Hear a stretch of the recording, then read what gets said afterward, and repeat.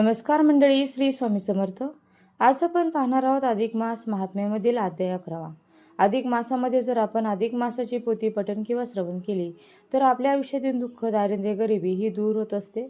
तसेच अधिक मासाचे पुण्यफळ देखील आपल्याला प्राप्त होत असते. त्यामुळे व्हिडिओ स्किप न करता शेवटपर्यंत नक्की पहा. श्री अधिक मास महात्म्य अध्याय 11. श्री गणेशाय नमः. ओम नमोजी गौरीनंदना, शिवपुत्रा श्री गजवंदना, मोदकप्रिया मूषक वाहना, कार्यारंभी तुझ नमो. दुजी नमिली ब्रह्मनंदिनी, सरस्वती शब्द स्वामिनी, कवित्व गुणांची दात्री, तुझ माऊली नमितसे. श्री गुरुराया दयासागरा, गाल कृपेचा विजनवारा, ही लेखनी चालो भराभरा पूर्णत्वाच्या दिशेने. अच्युता केशवा माधवा, अधिक मासाचा महिमा गावा, सकलांशी तो निवेदावा, हीच कामना मनात. नारद पुसती नारायणासी, निघून जाता दुर्वास ऋषी, काय विचार करीत मानसी, झाली विप्र कन्या ती. ऋषी सांगती ब्रह्मपुत्रास, कन्या मेधावती ती खास, आचरती झाली स्वतपास, श्रद्धायुक्त शिवाच्या. करी ती शिवास प्रार्थना, माझ्या हातून घडला गुन्हा, मान न दिला गुरुवचना, घडला प्रमाद अक्षमे हा. तरी आता दीनदयाळा, तूच घालून पाठी मला, हीच रक्षिता भक्तवत्सला, हीच चरणी विनवणी. एक अनन्य भक्ती माझ्या मनात, करती वस्ती सदैव सतत, म्हणून त्या श्रीहरी प्रती मन मान्य करीना माझे. म्हणून महत्व अधिकाचे, श्रेष्ठ न वाटे पुरुषोत्तमाचे, तू असता दैवत आमचे, अन्य कोणास का पूजू. तू असता माझा कैवारी, मज न प्रिय वाटे हरी, नको भक्ती ती व्याभिचारी, स्वार्थ लाभ कारणे. तू शिवशंकर भोळा, कैलासाचा राणा भला, सर्पमाळ तुझी आगळा, तनु तेजस्वी भस्माने. शिव शिव जपता नाम, सफळ होती सर्व काम, अंती लाभे कैलास धाम, तुझ्या शिवचरणाशी. भले बुरे आता माझे, तूच पाहावे कैलासनाथ, ऐसी विनवणी करून मनात, प्रारंभ केला तपासी. एक नारदा ती विप्रकुमारी, कशा प्रकारे तप करी, ग्रीष्मकाळी अग्नी चौफेरी, प्रदीप्त करून बैसली. शिशिर मासी नदी पात्रात उभी राही गळ्यापर्यंत, ध्यान तिचे न विचलित होत, काही केल्यास तपाचे.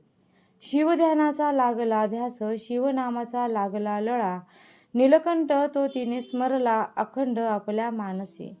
ऐसी बहुकाळ लोटता, चिंता वाटे अमरनाथा, भयभीत झाल्या देवदेवता, तिच्या तपोबलाने.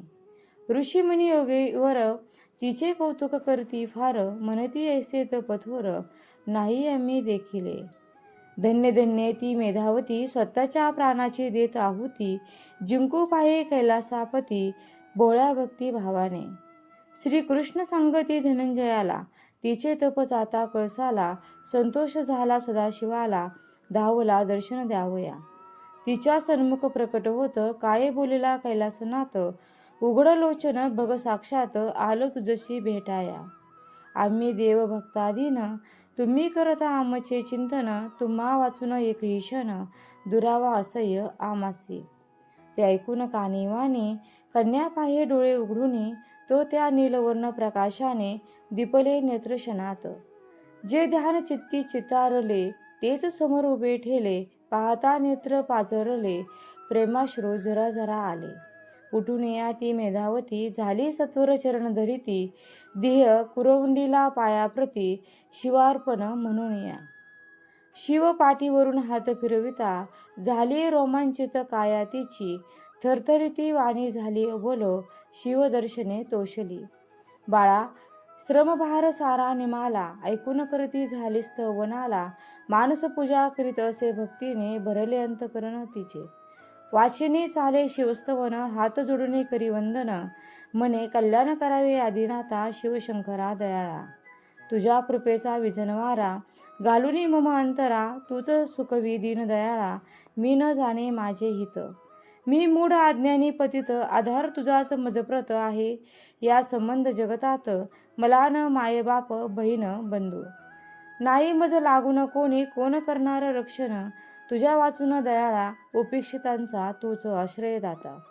तूच एक उमाकांत, तुझ्यावरती भरोसा आता, तारसी की मारसी तूच मला, ऐकूनी नम्र प्रार्थना.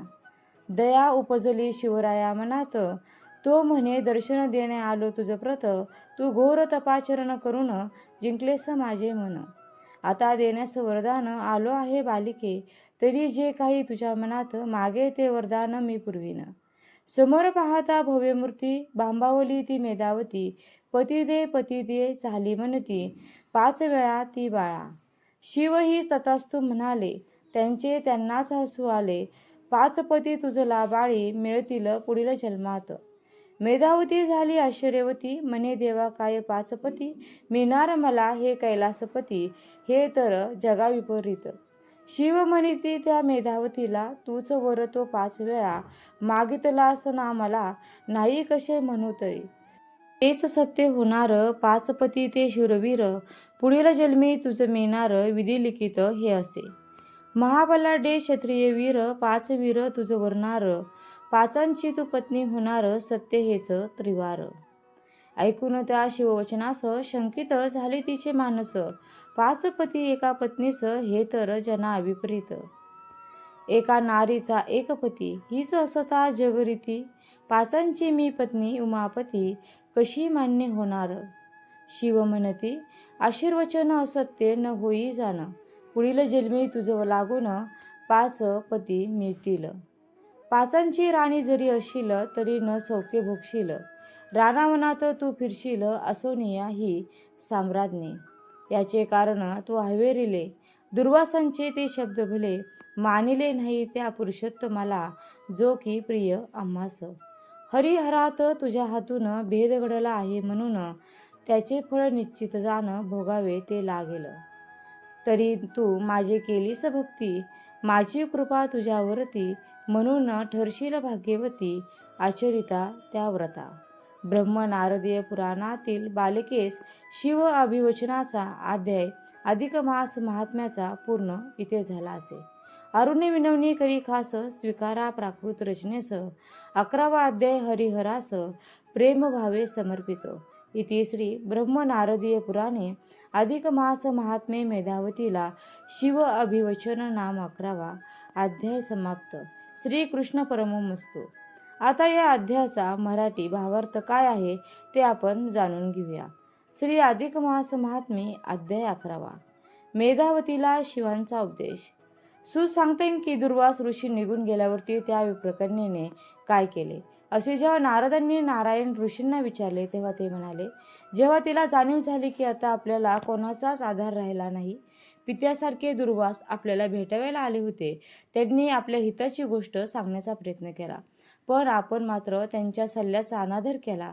त्यांनी सांगितलेल्या अधिक मासावर अविश्वास दाखवला आणि त्या पुरुषोत्तमास नावे ठेवून त्यांचे मन दुखावले. हा आपल्याकडून मोठा अपराध झाला आहे. याची जाणीव झाल्यावरती तिने शिवजींची करुणा भागली. आता शेवटचा उपाय म्हणून ती आपल्या लाडक्या उपास्य देवतेची कठोर तप करू लागली.